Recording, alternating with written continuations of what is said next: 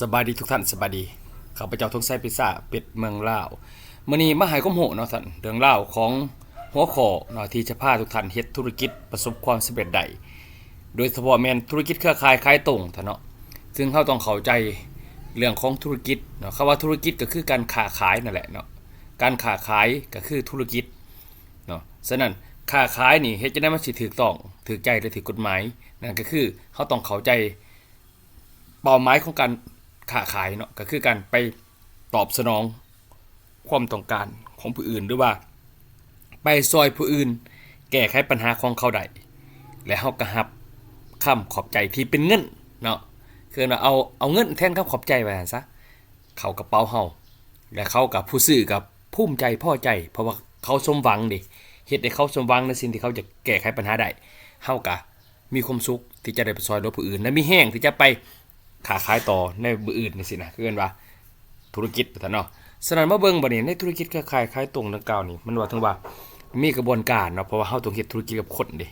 คำว่าเฮ็ดกับคนเฮาเอาคนมาแต่ละคนมันก็มีทั้งลูกค้าและมีทั้งคู่ค้าเนาะบัดนี้เฮาแน่นอนว่าคนที่เข้าใจธุรกิจก็ย่อมอยากเปลี่ยนลูกค้ามาเป็นคู่ค้าแต่สิเปลี่ยนจังได๋ท่านจังสิได้ฉะนั้นมาเบิ่งกระบวนการเปลี่ยนคนธรรมดาให้กลายเป็นนักธุรกิจของพลาสโกลาวนี่เปลี่ยนจังไดซึ่งเฮาต้องใส่ตามหลักการนี่ท่านเด้อสังเกตเบิ่งดีเนาะ1ก็คือตัวเฮานี่นะเฮาสิเริ่มจังได๋พอเฮาเริ่มใหม่เนาะเฮาบ่จักสิขับเคลื่อนจังได๋สิไปจังได๋เดินจังได๋ฉะนั้นวิธีเฮ็ดที่ถูกต้องถูกใจถูกกฎหมายเนาะเฮาเองนี่พร้อมแหละจะได้กับทัศนคติเฮาพร้อมแหละความตั้งใจพร้อมแหละตัวเฮาเองมีหน้าที่ก็คือการนำสินค้าและไปขายก่อนทุกท่านเนาะเอาสินค้าไปขายก่อนไปหากลุ่มเป้าหมายก่อนฉะนั้นเฮาเบิ่งว่ากลุ่มเป้าหมายเฮาเป็นกลุ่มใดเนาะเฮาก็ไปแก้ไขปัญหากลุ่มนั้นถ้ากลุ่มเป้าหมายเฮากลุ่มการเกษตรเฮาก็ไปแก้ไขปัญหาเรื่องความงามแล้วก็ปัญหาต่างๆของเรื่องของเกษตรเฮาสิใส่ปุ๋ยเก่าเกษตรนกของเฮานี่ทั้งปุ๋ยน้ำทั้งปุ๋ยเม็ดไปแก้ไขปัญหาซอยเขาจังใดถ้าท่านสามารถตอบสนองเขาได้ท่านก็รับเงินมาเป็นคำขอบใจเนาะหรือว่าท่านมีกลุ่มเป้าหมายที่2กลุ่มเป้าหมายเรื่องสุขภาพเฮาก็มีผลิตภัณฑ์เรื่องราวของสุขภาพเนาะก็มีหลายตัวเนาะมีกาแฟมีอย่างต่างๆหลายอย่างเฮาก็สามารถไปตอบสนองได้หรือว่ากลุ่มความงามเฮาก็มีผลิตภัณฑ์ของ Before Me ในบริษัท Plus Go ลาวสามารถไปตอบสนองต่างๆนี่ว่าถึง3กลุ่มก่อนฉะนั้นเฮาเริ่มต้นให้มันถูกต้องที่สุดเริ่มต้นจังได๋คือการนำสินค้าไปขายการขายคือการไปแก้ไขปัญหาซอยเขาไปตอบโจทย์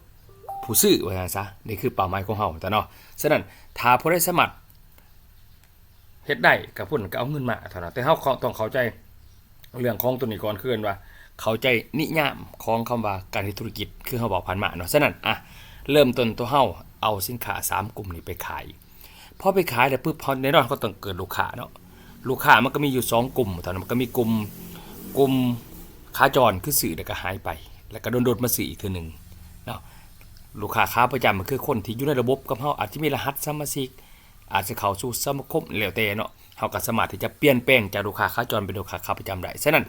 เฮาสิเปลี่ยนแปลงจังได๋ท่านเนาะฉะนั้นแน่นอนว่าตอนทำบิดนี่เฮาขายสินค้าไปจบปั๊บได้กลุ่มการเกษตรได้กลุ่มสุขภาพได้กลุ่มความงามเฮาขายไปปึ๊บหมายว่าเฮาสร้างลูกค้าขาจร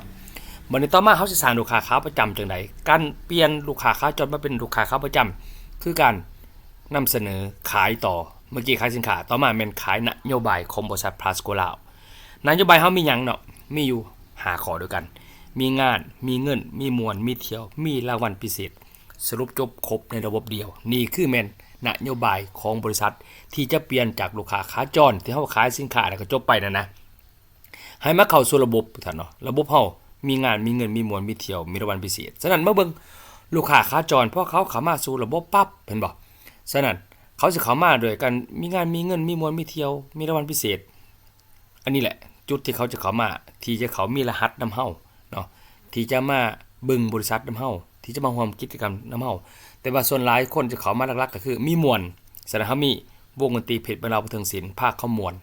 ภาคเขาเต้นภาคเขาร้องเพลงภาคเขากินภาคเลี้ยงเขาเลี้ยงน้ำเลี้ยงเบียร์เลี้ยงเหล้าก็ว่าไปก็ตามความสุขเนาะมีเที่ยวเฮาก็มีเลยกิจกรรมของเฮาจะมีแวลคัมโบนัสนี่เฮามีให้ตลอดเห็นบ่จากสูตรสินค้าว่าจะเที่ยวลาวเที่ยวอีสานใต้เที่ยวสันเหนือเที่ยวประเทศไทยกรุงเทพเที่ยวเวียดนาม เขามีให้ตลอดเนาะท่านมีรางวัลพิเศษนำแต่สมาคมเนาะดูแล3สิทธิ์เนาะของปี125ก็คือรางวัลพิเศษแล้วก็รางวัลพิเศษที่จับรางวัลกันรายอาทิตย์รายเดือนราย3เดือนรายปีเขาก็มีให้เนาะส่วนหลายลูกค้าประจำเขาสิมา3ตัวนี่เด้อถ้าท่านขายมีมวลมีเที่ยวมีรางวัลพิเศษเจ้าก็แสลูกค้าขาประจำที่เขาสมัครมาแล้วย่อมซื้อสินค้ามีคะแนนเข้าไปในพังงานเพื่อจะเข้าสู่สมาชิกสมาคมและเพื่อเขาจะได้มามวนมาเที่ยวมาหับรางวัลพิเศษสินะเห็นบ่มีเท่านี้แต่ส่วนมีงานก็มีเงินเนี่ยส่วนหลายก็สิเป็นกลุ่มที่บ่อยากเป็นลูกค้าขาประจำแล้วบัดนี้เขาเริ่มอยากเป็นหยังบัดนี้2ตัวนี่ถ้าคนที่เขามามีงานมีเงินเขามาวางแผนมาสร้างเงินมาสร้างอาชีพนำเฮาแสดงว่ากลุ่มนี้เขาต้องการเป็นคู่ค้าเห็นบ่ท่านสังเกตเด้อกลุ่มมามวนมาเที่ยวมารับรางวัลพิเศษซื่อๆนี่เขาบ่ได้เป็นคู่ค้าเด้เขาเป็นลูกค้าขาประจำแต่มาแบบซื้อสินค้าของเฮาซื้อๆกลุ่มการเกษตรกลุ่มสุขภาพกลุ่มงามโดยที่บ่มามวนบ่มาเที่ยวบ่สนใจเรื่องสมาคมบ่สนใจตัวนี้เขาเอิ้นว่าลูกค้าขาจรถามมาเข้าสู่มามวนมาเที่ยวมารางวัลรับรางวัลพิเศษต่างๆเริ่มเข้าสู่ลูกค้าขาประจำแต่ถามว่าเขาเริ่มแบบมาร่วมงานมาวางแผนกับเฮาเริ่มมาเป็นผู้เสื่อมผู้ขายผู้ขยายผู้นำไดเนาะเริ่มจะเข้าใจเรื่องตรงนี้เริ่มจากสร้างได้กับเฮาเริ่มมีความตั้งใจภูมิใจที่จะสร้างงานและสร้างเงินเขาต้องการเป็นคู่ค้าเมื่อเขาจะเป็นคู่ค้าให้ท่านนำเข้าสู่ระบบโรงเรียนของบริษัททันทีท่านนั่นคือระบบ 3S1P Academy ท่านเนาะหลังจากนั้นแล้วระบบโรงเรียนแหละก็สินำพาคู่ค้าดังกล่าวของท่านนี่มาเรียนรู้เรื่องราวของ3แผนยุทธศาสตร์ที่จะส่งเสริมให้เขาเกิดรายได้แบบ passive income ระยะยาวนั่นก็คือบริษัทจะซอยเขาปั่นเขาให้เขามาสู่การสร้างแผนคนใดสร้างแผนงานเองใดสร้างแผนเงิน SLM MLM เองใดเมื่อกับระบบเรียนจูนเขาพาเขาเฮ็ด3แผนยุทธศาสตร์แล้วเขาก็จะกลายเป็นนักธุรกิจของ Plus Global ที่สมบูรณ์แบบนั่นคือเป็นนักธุรกิจ SLM เป็นนักธุรกิจ MLM และเป็นนักธุรกิจ P125 ที่สามารถขับเคลื่อนธุรกิจโดยตัวเขาเองได้และสุดท้ายแล้วถ้าท่านมีกลุ่มแบบนี้ฟังซ้ายและฟังขวาตามแผนธุรกิจท่านก็จะมีรายได้แบบ passive income ตลอดกาลนี่คือกระบวนการนะท่านเนาะเปลี่ยนคนธรรมดาให้กลายเป็น